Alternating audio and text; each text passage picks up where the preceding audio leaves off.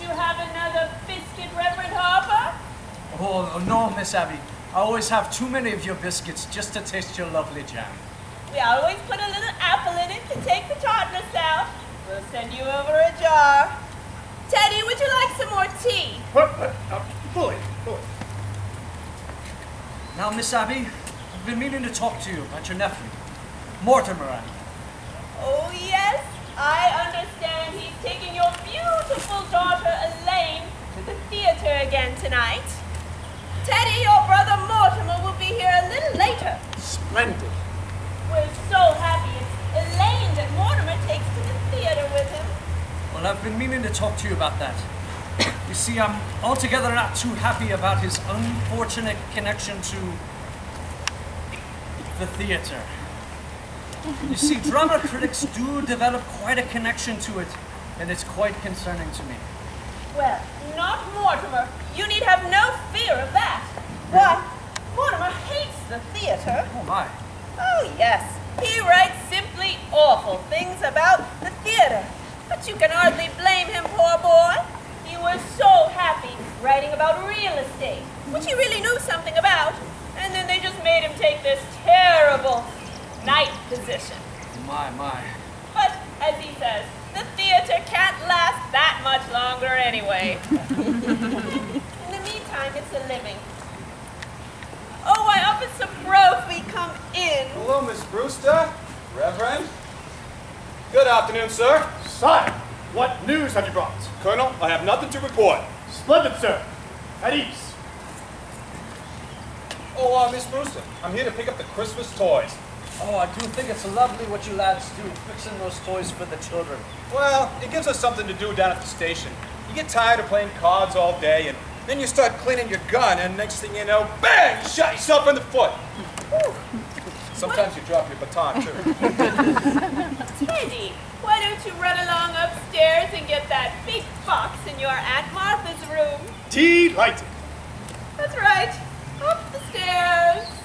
Charge! How is Mrs. Brophy today? Oh, she's got the pneumonia. Oh, I'm so sorry to hear that. Well, she's a little better now, a bit weak still. Well, I'll tell Sister Martha and she'll send along some beef broth for her. I'll be right back. Don't bother, Miss Abby. You've done so much for her already.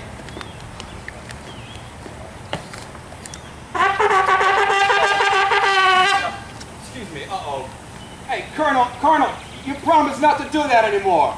But I have to call a cabinet meeting to relinquish those supplies. He's been doing that in the middle of the night, and the neighbors are complaining. But truly, I mean, he's quite harmless. Yeah, I suppose. Imagine he does think he's Teddy Roosevelt. It's a shame a nice family like this, hatching a cuckoo. The father was very successful. He made $1 million in, what's it called? Patent medicine, I believe. Oh, why, Officer Brophy and Reverend Harper, how nice to see you. Hello, Miss Martha. You look lovely, as usual. Miss Martha, I'm here to pick up the Christmas toys. Oh, yes, Teddy's Army and Navy, they do wear out.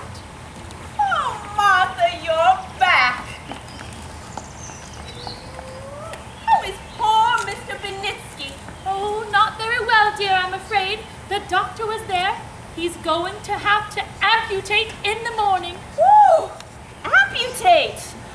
Can we be present? No, dear. I did ask, but he said it was against the rules of the hospital or something. Oh, well, here's Teddy with the Army and Navy. Oh, thank you so much. These will make a lot of kids very happy. Thanks. Wait. The USS Oregon? No, Teddy, dear. Put it back. Wait.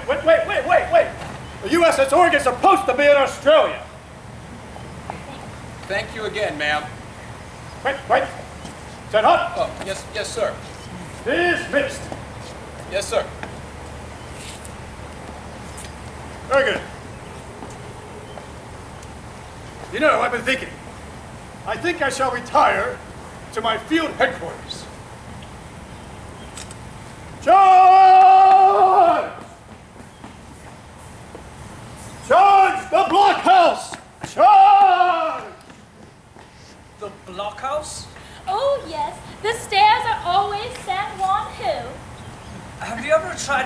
convincing him that he's not Teddy Roosevelt. Oh, no. Oh no, why, he's so happy being Teddy Roosevelt. Once, a long time ago. Remember, Martha? Mm-hmm. We thought if he could be George Washington, it would be a nice change for him. Oh, yes. Yes, but he just stayed under his bed for days, and he wouldn't be anybody. And we'd so much rather he be Mr. Roosevelt than nobody. Well, I suppose if he's happy. Now, really, I must be running along. It was lovely to see you. Give our love to Elaine, Reverend Harper. And please, don't judge Mortimer too harshly because he's a dramatic critic. Somebody has to do these things. Of course. Goodbye. Abby, dear, did you just have tea? Isn't it rather late? Yes, dear, and dinner will be late too. So, why is that? Teddy! Yes, Aunt Abby. Good news for you, Teddy. Oh, boy. You're going to Panama to dig Panama? another lock in the canal. Bully, just bully. I shall prepare for the journey at once. Charge! Abby, dear, do you mean... Yes, dear. But while I was out... Yes, dear, I couldn't just wait for you. I didn't know when you'd be back and the Reverend Harper was coming. But dear, all by yourself, how did you manage? I'll run right down to the cellar and see. Oh, no, there wasn't time. But Abby, then where did you put the... Martha, look in the window seat.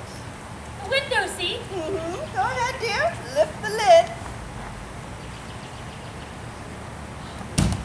Abby, isn't it just delightful? And to think she managed all by herself.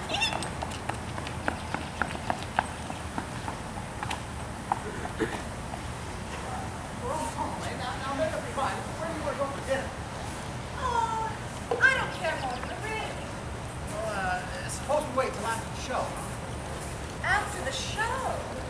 Well, that'll make it pretty late, won't it? Not with a little stinker we're seeing tonight. Oh, I was hoping it'd be a musical.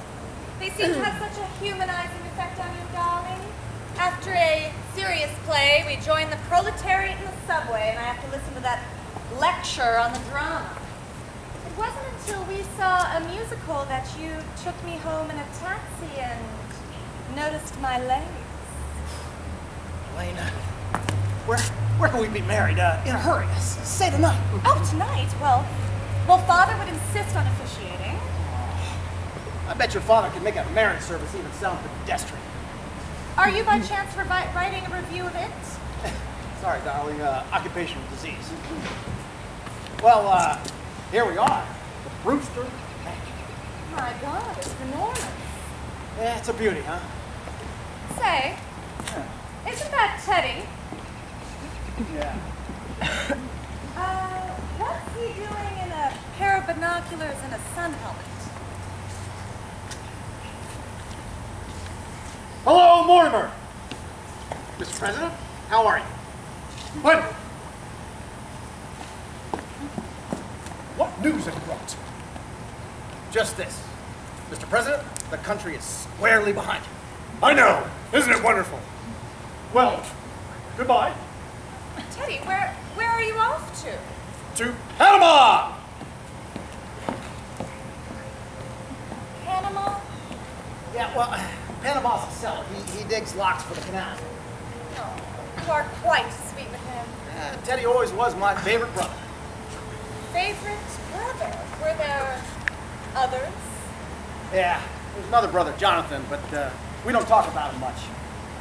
He left Brooklyn very early, by request. Jonathan was the type of boy that liked to cut worms in two, but with his teeth. Well, what became of him? I don't know, really. He wanted to be a surgeon like grandfather, but he didn't want to go to medical school first, and, well, his practice got him into a lot of trouble. Oh. Well, I'm going to run along home. You know how Father likes to pray over me a little before we go out. I'll cut across the cemetery. All right. Hello, Mortimer. And Abby. though. I want to show it to Elaine. Oh, no, dear, I haven't seen it. We thought you'd like a little something to eat before you go out. And Martha's getting a piece of the Lady Baltimore cake. You know, the Reverend Harper was here to tea. He is concerned about Elaine going to the theater so much. Yeah, he'd like tonight's little ditty. Murder will out. Oh, dear. Well, I think I'll open a bottle of wine. It'll be nice with the cake. This theater stuff. You know how these plays are. Same old thing, over and over and over again. Curtain goes up, the first thing you'll see, I don't know, there'll be a window seat, huh? And, oh yeah, big surprise, there's a body in it. Sure, just like this one.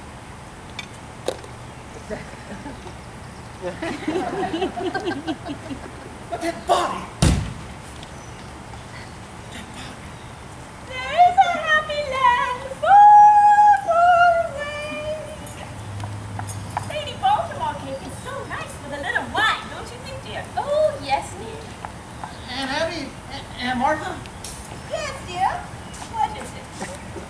You remember how we talked about sending Teddy away to that sanitarium, Happy Day? Yes, dear. It's all arranged. Teddy just has to sign the papers. He's got to sign them. He's got to sign right away. Doggone it. I guess you're going to find out soon enough. Look, I had some shocking news. Some very shocking news. I'm frightfully sorry, but Teddy's killed a man. Oh, nonsense, dear. There's a body in this window seat. Yes, dear, we know. Oh, you know. You know. Oh, Mortimer, now that you've seen the gentleman, just forget about it. Forget? We never dreamed you'd peek. But who is it? His name is Hoskins. Adam Hoskins. That's all I really know about him, except that he's a Methodist. How did he get there? What happened to him? Oh, well, he died. Yeah, Martha, men just don't crawl into window seats and die. No, he died first. But how? Oh, Mortimer, don't be so inquisitive.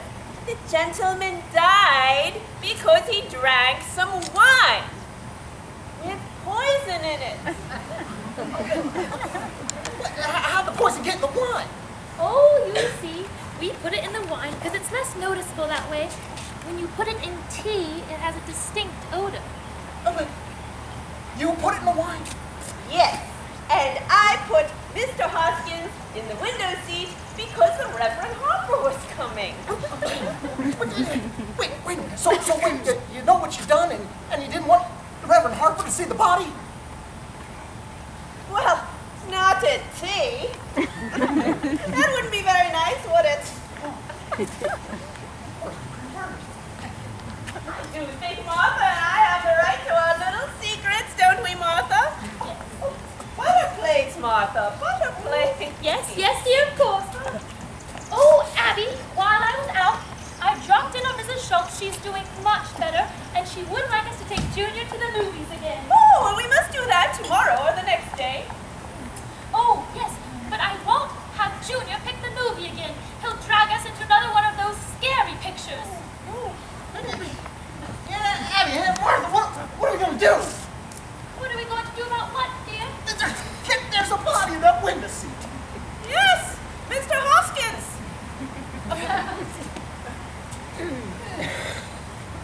What am I going to do? I can't call the police on you. Well, for one thing, dear, stop being so exciting. And for pity's sake, stop worrying. We told you to forget the whole thing. Forget it, Abby. Now I'm going to make you realize that something has to be done here. Now, Mortimer, you behave yourself. You're too old to be flying off the handle like this. We can't just leave him here. Oh, we don't intend to, dear. Oh, no, Teddy's going to dig another lock in the cellar. What, you're going to bury Mr. Hoskins in the cellar? Hoskins, dear. Yes, dear, of course. Just like we did with all the others. Oh, no. You're not going to bury Mr. Others? The other gentlemen. When you say others, do you mean like more than one others? Oh, yes, dear. Let's see. Abby, how many does it make it now? 11? No, dear, it's 12. Oh, Abby, I think you're wrong, dear. I think it's only 11. No, dear, because when Mr. Hoskins first came in, it occurred to me that he would make just an even dozen. But, dear, you really shouldn't count the first one. Well, I wasn't counting the first one, dear, and that makes it 12. Hello?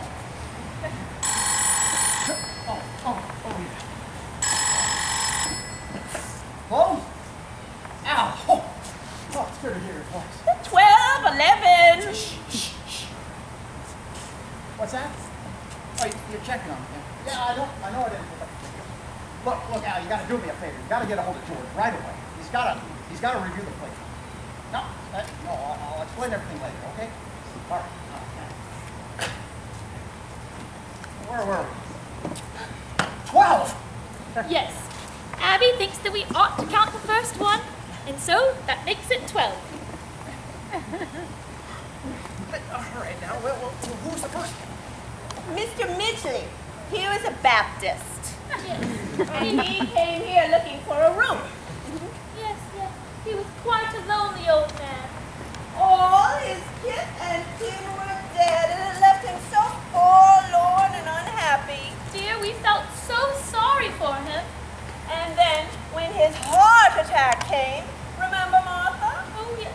And he sat there looking so peaceful in that chair. We made up our minds then and there that if we could help other lonely old men to the same peace, we would. So he died right in this chair. Yes, right there. Yeah. How awful for you. Oh, no, dear. Why, it was rather like old times. Grandfather always had a body or two lying about the place. I know, but...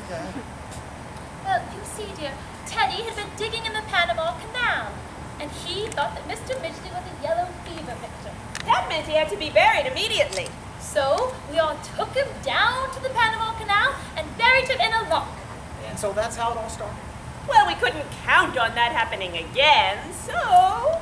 Do you remember the little jars of poison that sat on the shelves of Grandfather's laboratory for all those years? Yeah.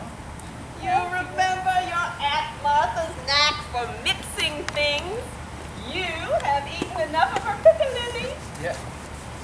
Oh dear, for 1 glass of elderberry wine, I take a teaspoonful of arsenic, a half a teaspoonful of strychnine, and just a pinch of cyanide. I guess that ought to have quite a kick. Oh, yes. One of our gentlemen, just like you, found quite enough time to say, "How delicious." It was just like that. Well, we'd better be getting supper ready in the kitchen. Oh, yes. I do wish you could stay for supper, Mortimer. I'm trying out a new recipe. I couldn't eat a thing.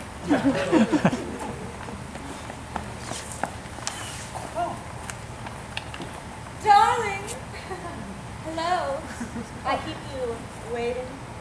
Oh, it's you. Look, Elaine, you run along home, and I'll call you up tomorrow, okay? Tomorrow? Well, you know I always call you every day or so. But we're going to the theater tonight. Oh, no. Something important's come up. You gotta run along home. Important? Well, what's happened? Honey, if we're to be married, you're going to have to... Married?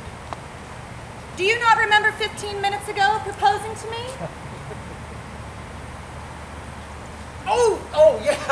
Well, yeah, as far as I'm concerned, that's still on, but you run along home, okay? Listen, you cannot propose to me 1 minute and kick me out of the house the next. Miss Darling, I'm not kicking you out of the house, but would you just get away? Mortimer.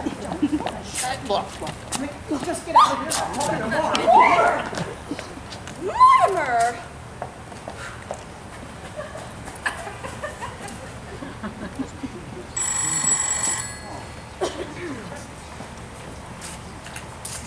Hello?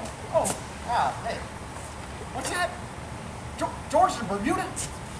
Well, you gotta find somebody to review the play. Get anybody. Get that smart kid. You know the one that works too much? The one that we don't like? Yeah, excellent. All right, thanks. Was that Elaine, dear? Hey, Martha and Abby, sit down, would you? But Mortimer, Just sit down. Now, Well, look, dear? you can't do things like that. I mean, I don't know how to explain it to you, but it's not only against the law, but it's just wrong. And people won't understand. It's not a nice thing to do. Abby, we shouldn't have told Mortimer. What I'm trying to say is, this has developed into a very bad habit. Mortimer, we don't stop you from doing things you like to do. I don't see why you should interfere with us.